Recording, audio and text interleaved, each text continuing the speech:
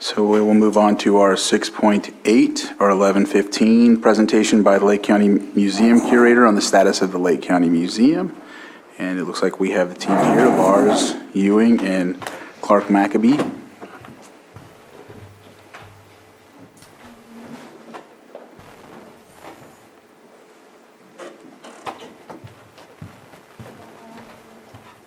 Clark.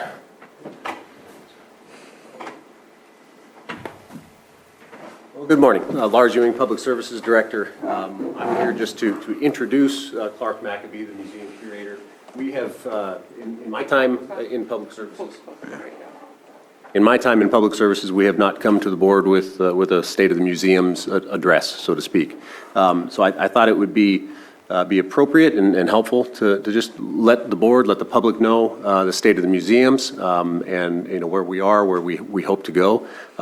Clark has a passion for it. He has a depth of experience that is of great benefit to the county. So I look forward to his presentation, and I'll be here to answer maybe some administrative type questions. But Clark on the operational side is he's got the helm for sure. And I say that because of his Navy background, too. So. Thank you, Lars. I have the unenviable position of being placed for public speaking in between people and their lunch. It's the worst place you can be for public speaking. Okay, I'll get right to it. State of the museums, preserving, promoting, presenting all Lake County history for all people, for all time. Next slide.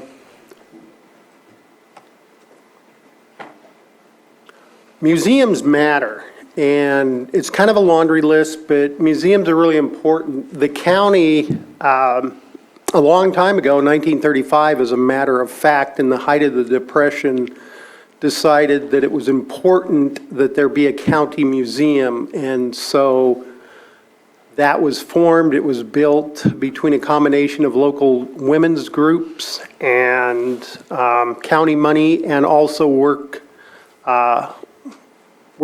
administration money, and founded by Belle Davidson.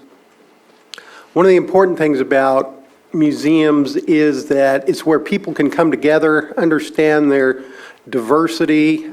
In 2001, American Association of Museums found 9 out of 10 Americans trusted museums more than any other source of information.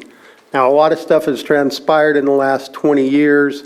So they did another study in 2021. The public continues to regard museums as highly trustworthy, ranking second only to friends and family, and significantly more trustworthy than researchers and scientists, non-governmental organizations generally, various news organizations, the government, corporations and business, and not insignificantly social media. Museums are an important part of a community's economy. We have a number of employees that work in the county museums. We also have volunteers, and we're also supported by nonprofits. Next slide, please. So we all understand kind of the challenges of the pandemic. The next few slides are going to illustrate what that has meant to us here at the county museums. We track visitors, international, national, people from California, people from within the county, folks who don't indicate where they're from. And so you see at the schoolhouse, we've had a significant difference in between the pre-pandemic in 2019 and currently. And this is year to date as of the end of May. Next slide, please. We really suffered here at the Courthouse Museum, basically a 300% reduction of visitors. Why is it important that we have visitors? It's a place where they can gather, they can find information, they can get entertainment, but we also rely for our exhibits and some of our collection care on door donations. And all of that goes into a restricted fund to improve our programming and exhibits museum. Next slide. Gibson in Middletown, our newest museum, basically you can see a 600% decrease from 2019 attendance to 2021. Next slide. We're involved in a number of public-private partnerships. Recently, the Friends of the Lake County Museum, so the Courthouse Museum here in Lakeport, they donated $7,000 for new security cameras for our museum. They also bought the previous set of security cameras 8 years ago. That became obsolete. Gibson recently donated us $700 for a portable large format scanner. Lower Lake will be providing the funding for a gazebo to enhance the campus out there so we can do outdoor events, speakers, poetry, so forth. We're also working with the Lake County Poet Laureate, Georgina, and she is doing a workshop and a poetry writing at the end of this week. And I will be participating with the state parks at the Clear Lake State Park. They're doing campfire talks, and I've been asked to provide some content for that. So basically, think of ghost stories and legend lore type of thing Saturday night out at the park. This summer, we've expanded from just doing it at the courthouse, our outreach for local youth. We call them Family Fun Days because they're on Fridays, Family Fun Fridays. And then we're also going to do them out at Lower Lake. There's not a lot for young students to do in Lower Lake, so we're going to conduct 3 different events. Each event has a particular theme. Agricultural Day. Cultural Day will be going over some of the local Pomo culture. And then Slime Day is popular with everybody. And that's one of our most well-attended events. And we're back doing school tours.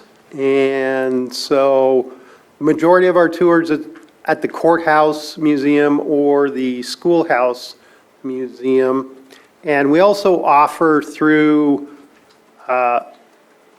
partnership with the Wine Alliance and our nonprofits, the Bus Is On Us. So we provide transportation costs for any school district in the county that wants to bring their kids to one of the museums.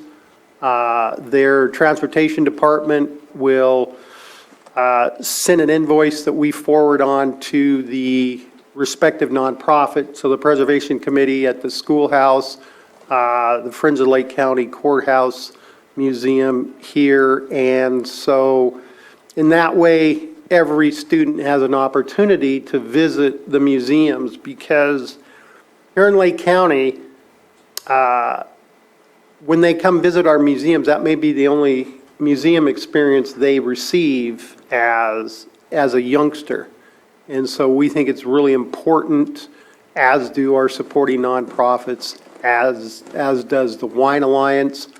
Typically, every other year, we on behalf of one or the other nonprofits, we submit a grant to the Wine Alliance. With the pandemic, we still have funding available, so we haven't submitted a recent grant request to them. Next slide. There's an update on the Lake Pomo sculpture, and this is the most recent version of the maquette with the figures finalized. All we need to do now is the actual paraphernalia and each figure's details, such as a tule skirt and regalia for the male dancer.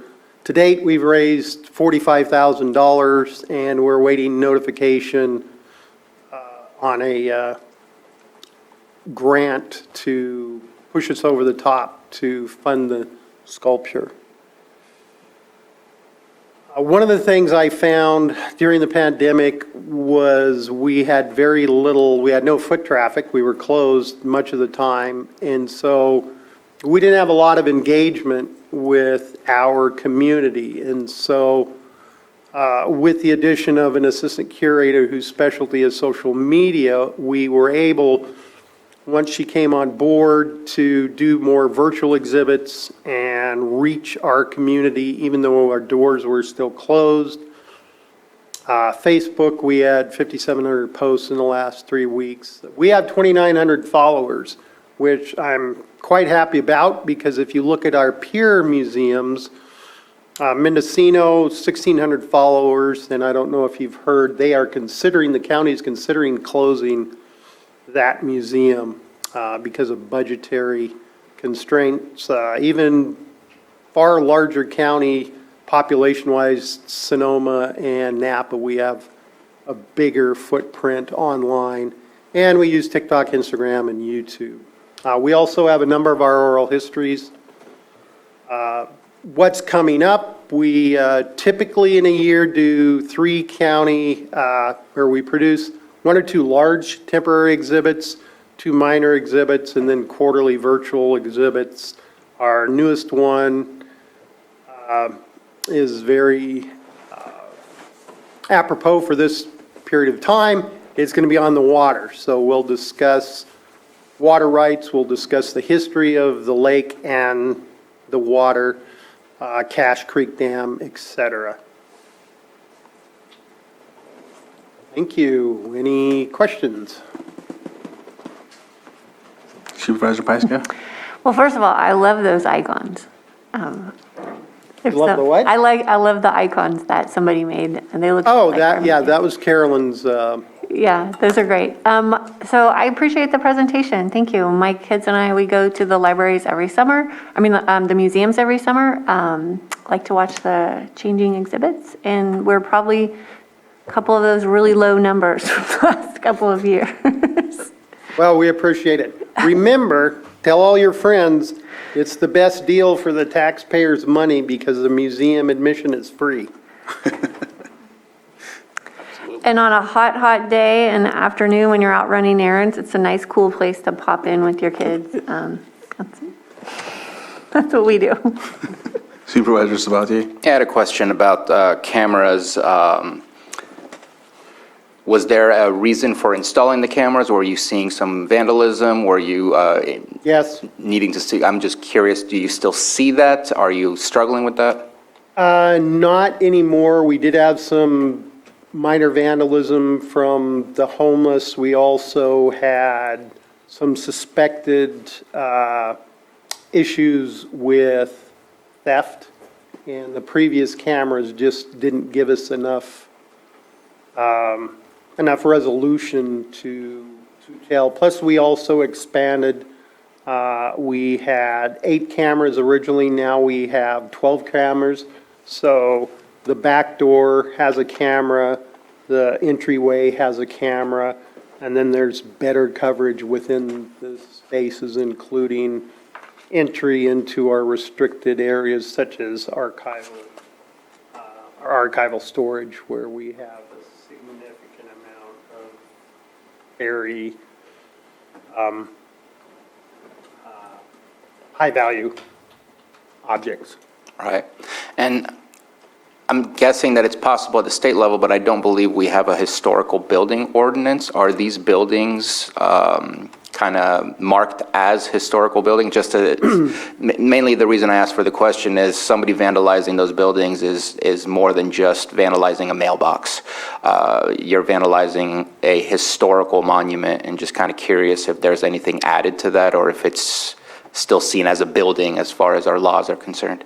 Well, there is no historic property ordinance within the county. There's one that protects archaeological sites. The 2 nationally registered historic properties you can see from the front door of the Courthouse Museum, which is the Carnegie Library and the Courthouse Museum.